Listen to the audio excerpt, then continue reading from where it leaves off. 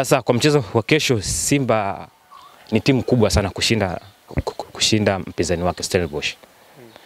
Simba wanatakiwa waende kwanza kwa nidhamu kubwa. Wasizalau timu ile. Ile timu kwa sababu kila timu ina mikakati yake. Sawa? Usizalau aina ya timu jinsi ilivyokuwa ndogo. No. Na mpira unahitaji zalau. Mpira unahitaji hekima na busara na heshima. Unashangaa mtoto mdogo akakupiga wewe mkubwa. Kwa hiyo Simba waende kwa nidhamu, wana spirit ya juu, wajitahidi sana. Kwa hiyo mimi na imani wakifanya hivyo, wakienda na heshima na pia kuongeza spirit katika huu mchezo, kwa mimi na imani Simba itapata matokeo na pia kodi unawapa finali wale kwa nidhamu. Kwa nidhamu Wasimingine. Kikubwa ni iko kikubwa ni iko, lakini cha kwanza kabisa wamtanguliza Mwenyezi Mungu. Kwa sababu Mwenyezi Mungu ndo kila kitu hapa duniani. Wakatanguliza Mwenyezi Mungu, wakimheshimu mpinzani wake, wakicheza kwa speed kubwa sana wachezaji, wajitoe na benchi la ufundi. Kwa hiyo mechi itakuwa nzuri sana na mimi pia nina imani Simba itafika mbali zaidi. Kumbuke mara mwisho mlipocheza pale visiwani Zanzibar, mchezo ulikuwa ni naweza nikasema kwa upande mwingine ulikuwa mwepesi kwa wana Simba, lakini kwa upande mwingine ulikuwa ni mgumu. Kwa maana nikizungumzia upande wa wepesi, kwa maana mlikosa nafasi nyingi sana za kuweza kushambulia pale na mlikosa magoli mengi sana. Bora. Sasa kwa mchezo huu tutegemee nini? Huwa yule ambaye mlikuwa mnamsema baada ya kukosa ile goli dakika za jioni kwenye pale visiwani Zanzibar, tuone kwa kibadilika? Uwezo upo kwa sababu mpira sio kitu ni kirahisi kama watu wengine wanavyozani.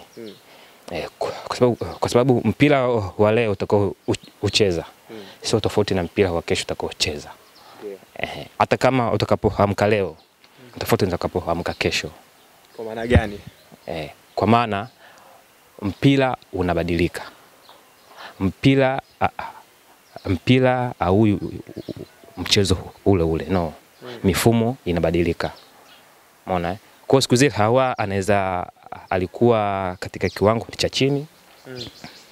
Lakini kesho akawa katika kiwango kizuri.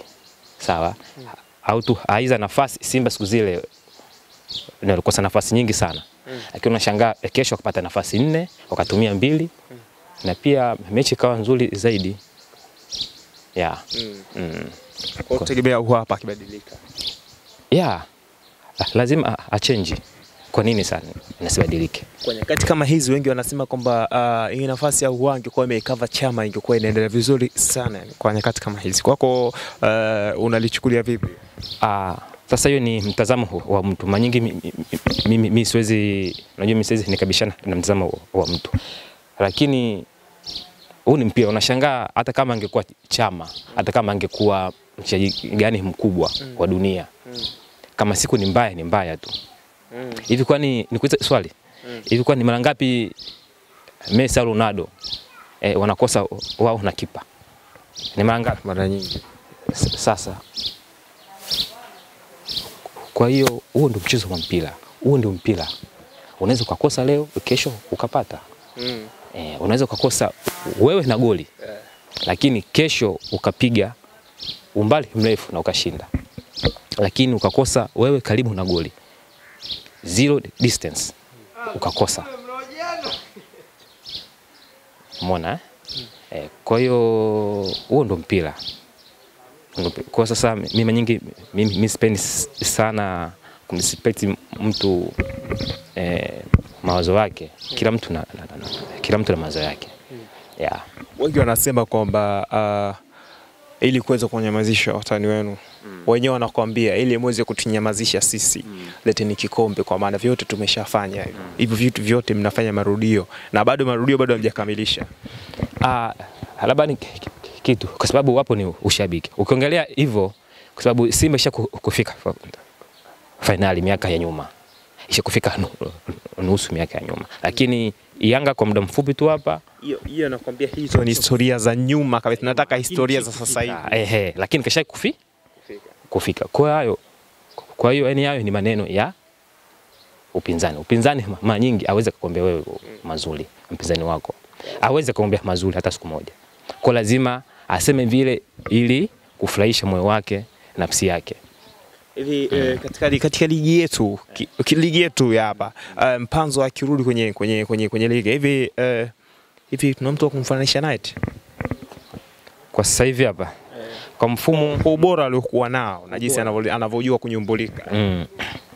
Kusema kweli kwa sasa hivi ndani ya ligi yetu hapa kama Mpanzu.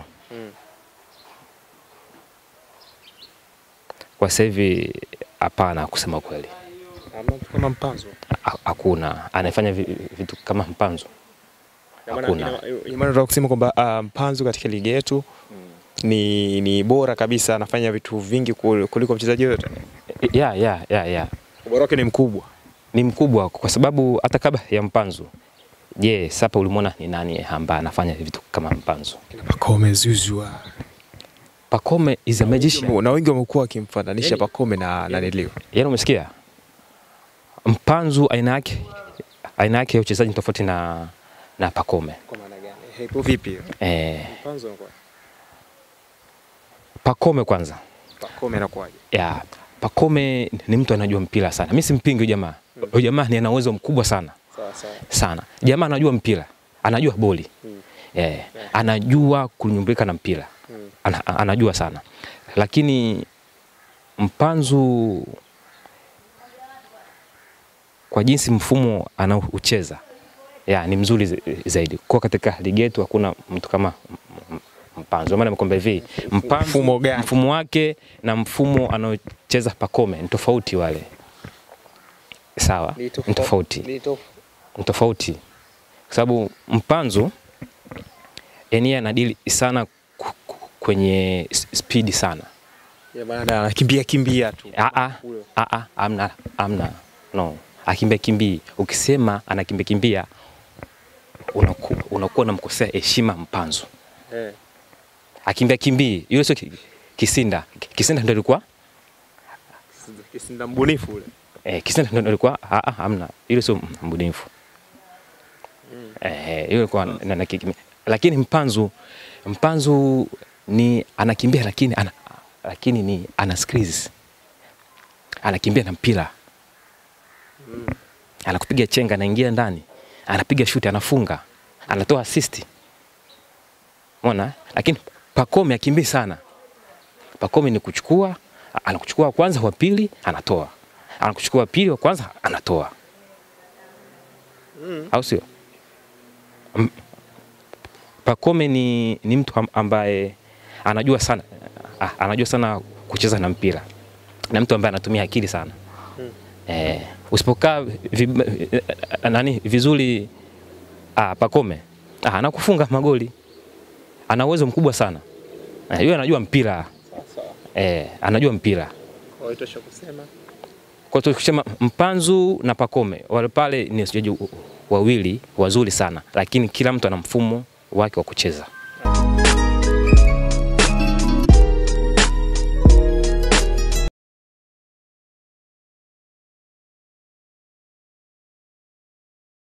Nusu finali ya CAF Confederation Cup, mchezo ambao tutarajia kwa mgumu, lakini klabu ya Simba imekuwa na bahati kwa kuondoka na